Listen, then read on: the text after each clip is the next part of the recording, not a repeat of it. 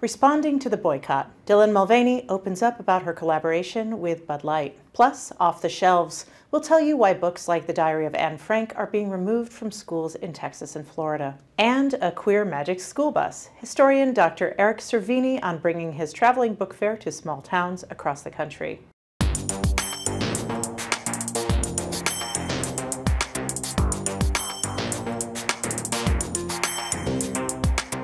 Welcome to Advocate Today. I'm Tracy E. Gilchrist.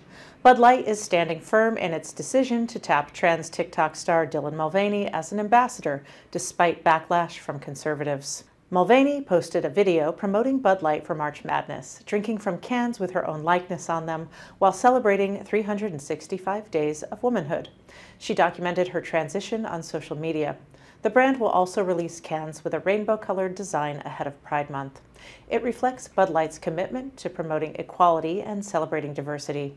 The beer brand has 20 years of Pride campaigns in its history and has featured rainbow bottles in 2021.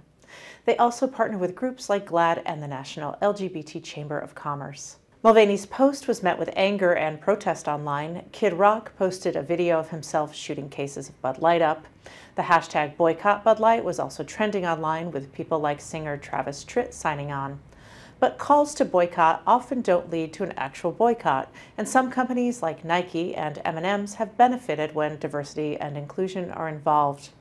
Mulvaney dismisses critics, saying the collaboration is about connecting with others and putting out something positive. Last year, a record amount of books were targeted for censorship, with over 1,200 demands to remove books on gender, identity, and race. In Texas, Llano County is considering shutting down its libraries. This comes as a federal judge ruled the county must return 12 children's books to the shelves after they were removed. The book's contents covered LGBTQ+ and racial matters. A school district in Florida is removing a book about the life of Anne Frank because a conservative parent group said it contained scenes featuring queer attraction to women. The adaptation is a graphic novel of Anne Frank's diary. The group, called Moms for Liberty, challenged the book in the Indian River County School District. The group claimed it wasn't age-appropriate and went as far as saying that it strays away from Holocaust education. Stories about race, slavery, civil rights, and LGBTQ+ love are being pushed out of schools and libraries all over the nation. But one gay historian is bringing the books back. Dr. Eric Cervini and his partner Adam Powell are hitting the road with their 22-foot-long school bus that will act as an LGBTQ+ traveling book fair. I spoke with the 2022 Out 100 honoree about his goals for the project, empowering others through books, and more. Hi, Dr. Eric Cervini, author, producer, and LGBTQ+ historian. Thank you for joining me today. Thanks for having me. Of course. Well, it's always a pleasure to chat with you. I really want to talk to you about the Rainbow Book Bus, which you are set to launch. Would you talk about the genesis of the Rainbow Book Bus and how you and your partner decided to take it on? Sure. Well, it all started as a book club, a queer book club in March of 2020, right at the beginning of lockdown. I was like, I want to have some way of connecting with other people during this time, and started a queer book club. And ever since then, I've been picking a book every single month. And that eventually, I was having so much fun doing it that my partner and I decided to turn it into an actual queer bookshop. And as you can imagine, it's a little rough, especially here in Los Angeles, to open a brick and mortar store. Mm-hmm. So we had the idea, especially in the context of this national political assault on queer literature and queer authors, and especially trans folks in the South. How can we raise visibility about not just queer literature, but also all the incredible heroes and advocates and attorneys and activists who are fighting against these book bans all across the country? So we had the idea of, rather than opening a physical bookshop, to create a book bus. We first fundraised, and then we bought a school bus that we're going to convert into a traveling queer book fair, just like those old Scholastic book fairs of our childhoods. We're going to hope to do that and go to LGBT centers in underserved areas and have big queer book fairs, and essentially raise funds for a lot of these amazing activists and organizations in the South that are fighting these bans and these other pieces of really hateful legislation. Yeah, it's incredible that you're doing this. I just wanted to go back a little bit to the idea of fundraising for this, because you were fundraising late last year, I believe, Mhm. and Exactly. but it's happening. So how did that go? It went well. I mean, we thought, if we could just raise enough to buy, a really small school bus, stick in some, IKEA furniture, some bookcases, and nail them to the wall somehow, and we'd be good. We'd be happy. But we set this goal of $100,000 that we had no chance, we thought, of reaching, and we did it. We raised, people were just so excited. I think that the nostalgia of book fairs as a kid, combined with just how powerless a lot of people feel right now to be fighting back against some of these bans in these other states. Here's a really tangible, visible, exciting, and fun way to contribute and fight back. And so we hit our goal. We're able to hire this amazing trans Latine architect to transform the inside of the bus. It's going to be absolutely gorgeous. And we're launching this web series to kind of chronicle its construction and transformation. And I'm just so excited for people to follow along. It's incredible. Yes.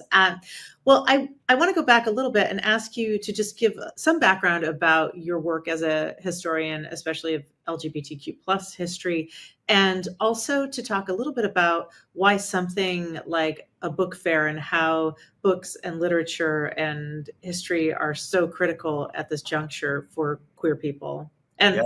we should say also people of color whose history are being erased as well. Exactly. And it's no coincidence. I tell everyone, if there's anything you learn from studying queer history, everything we've done, whether it's, fighting in the courts against the Lavender Scare and the gay purges, or, the folks who fought at Stonewall, our strategies and our successes and everything we celebrate as Pride comes from the Black freedom movement, right? So it's no surprise now that at the same time that they're banning queer and trans literature, they're also banning Black and literature from people of color. So it's all interconnected, and I think that's one of the things that we really try to emphasize, and something that I've learned, as a historian. But I didn't read my first gay book until I was probably 19, 20 years old, and I think a lot of folks just didn't have access to some of this really life-saving literature. And I say that in a literal sense. They've done studies that access to LGBT stories in schools lowers the risk of suicidal ideation or depression by at least 20%. I mean, it's really remarkable what the studies show of just how life-saving access to queer stories really is.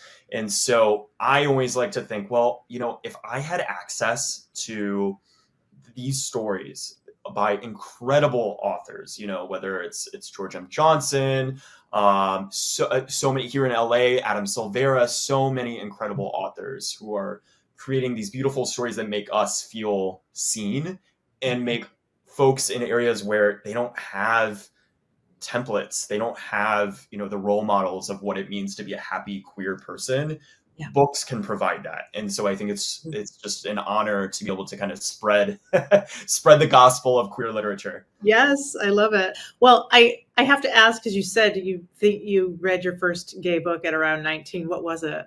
It was Giovanni's Room. And I gotta say, I'm pretty proud of myself, my younger self, for, I think a friend of mine, another historian who actually teaches now Black American history, recommended it, and I'm just so glad I started there, because it contains so of our history, and to have been written in the 1950s is just mind blowing. Thank you so much to Eric for stopping by and for all the work he's doing with the Rainbow Book Bus. I know he's going to do incredible work with this project. Visit shopqueer.co to donate to the Rainbow Book Bus. Our parent company, Equal Pride, along with the Advocate Channel, Out, and Pride, are proud media sponsors for Miami Beach Pride. Pride festivities are taking place through April 16th. Join us for the events and parade on Ocean Drive. For more information, go to miamibeachpride.com or advocatechannel.com.